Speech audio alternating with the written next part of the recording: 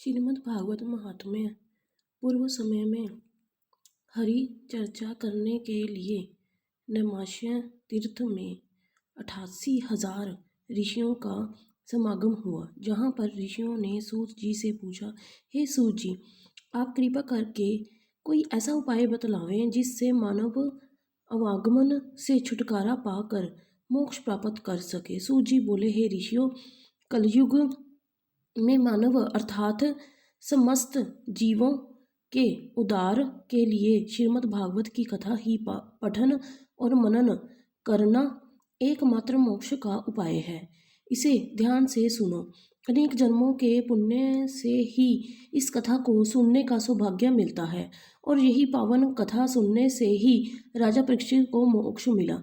एक बार महर्षि शुकदेव जी राजा परीक्षित को यह कथा सुनाना चाहते थे कि तभी देवताओं ने अमृत कलश हाथ में लिए हुए आकर कहा कि हे मुनि श्रेष्ठ, आप इस अमृत कलश के समस्त अमृत पिलाकर महाराज परीक्षित को अमर कर दीजिए और इसके बदले में श्रीमद् भागवत की कथा हम लोगों को सुनाइए। देवताओं के वचन सुनकर शुकदेव जी कहने लगे कि हे देवताओं, आपका अमृत कांच के समान है और श्रीमद् भागवत कथा मणि के समान है। यह कथा देवताओं के लिए भी दुर्लभ है, क्योंकि इसके 7 दिन श्रवण करने से ही मोक्ष की प्राप्ति हो जाती है। अंत राजा परीक्षित वटी व्यास इसी कथा रूपी अमृत से बुझेगी। देवताओं ने बहुत उनसे विनय किया, किंतु शुकदेव जी अटल हो गए कि यह कथा मैं राजा परीक्षित को जरूर ही सुनाऊंगा। जब संपूर्ण कथा राजा परीक्षित सुन लिए तो उन्हें मोक्ष पाते देख ब्रह्मा जी को आश्चर्य हुआ। उन्होंने तराजू के एक पलड़े में श्रीमद् भागवत तथा दूसरे में दान वर्त आदि रखे। भागवत वाला पलड़ा भारी था, जिससे वहां उपस्थित समस्त ऋषियों को महान आश्चर्य हुआ। सूत जी ने कहा, हे ऋषियों, एक बार ब्रह्मा के पूत सनक, सनंदन, सनातन और सनत कुमार ज्ञान की खोज में बद्रिकाश्रम आए, तो वहां पर नारद जी को बहुत उदास बैठे देखकर पूछने लगे कि हे देवऋषि, यह आपको क्या हो गया। इस प्रकार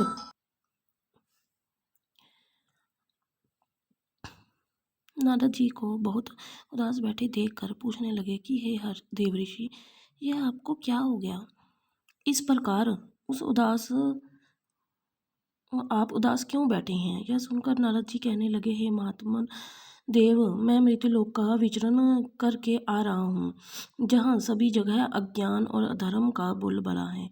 घरों में लोग स्त्री की गलत आज्ञा पर चलते हैं और लोभ में आकर मानव अपनी कन्याओं को नीच जाति के हाथों में बेच रहे हैं। ब्राह्मण, क्षत्रिय, वैश्य, शूद्र सभी अपने कर्मों में हीन हो गए हैं। अधर्मी बढ़ रहे हैं और धर्मचारी दुखी हो रहे हैं।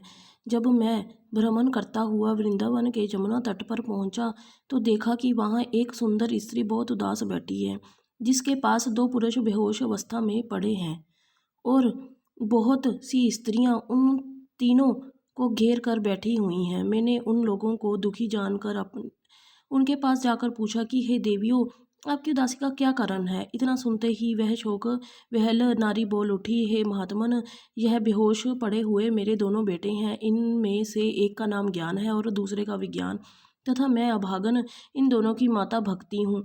ये जो स्त्रियां चारों ओर बैठी हैं, ये सभी गंगा, जमुना आदि पावन नदियाँ हैं, जो मेरी सेवा करने हेतु मेरे साथ रहती हैं। मेरा दुख यही है मुनिवर कि मैं द्रविड़ देश में जन्म लिए, कर्नाटक में युवती हुई और गुजरात में आकर वृद्धा हो गई।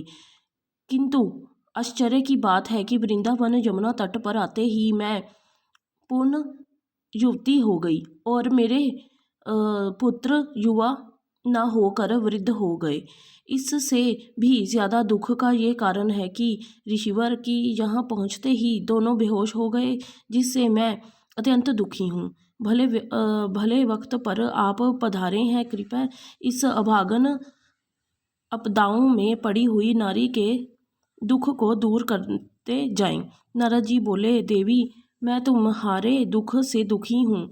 अंत में अपने ज्ञान के द्वारा पता लगा कर कहता हूँ कि तुम्हारे इस दुख का क्या कारण है। देवऋषि ने आंखें बंद कर ली और कहने लगे, सावधान होकर सुनो। इस समय कलयुग के प्रभाव से जप तप तथा सर्वधर्म कर्म नष्ट हो गए हैं और पाप आदि बढ़ गए हैं। इसलिए आपके दोनों पुत्र दुखी होकर बेहोश पड़े हैं। इस वृंदावन के में कृष्ण भक्ति सदा आत्म विभोर होकर नाचती है, इसलिए तुम युवती हो गई हो। हे देवी, अब इस धरती पर ज्ञान और वैराग्य का चाहने वाला कोई नहीं है, इसलिए तुम्हारे पुत्र यहाँ युवा न हो सके और बेहोश पड़े हैं। यह सुनकर भक्ति बोली, हे देवऋषि राजा परीक्षित ने इस दुष्ट कलयुग को कैसे शरण दी? इसकी इच्छाएं कहाँ चली गई? क्या इस अधर्म को भगवान वासुदेव कभी सहन करेंगे? भोली भाली भक्ति की अज्ञान रूपी बातें सुनकर देवऋषि नारद जी मुस्कुराते हुए बोले, हे देवी, आपको पता होना चाहिए कि भगवान कृष्ण के गोकुल चले जाने पर कलयुग प्रभाव हो गया। तभी भक्ति बोल पड़ी, राजा परीक्षित तो थे, उन्होंने इस दुष्ट कलयुग का संहार क्यों नहीं किया?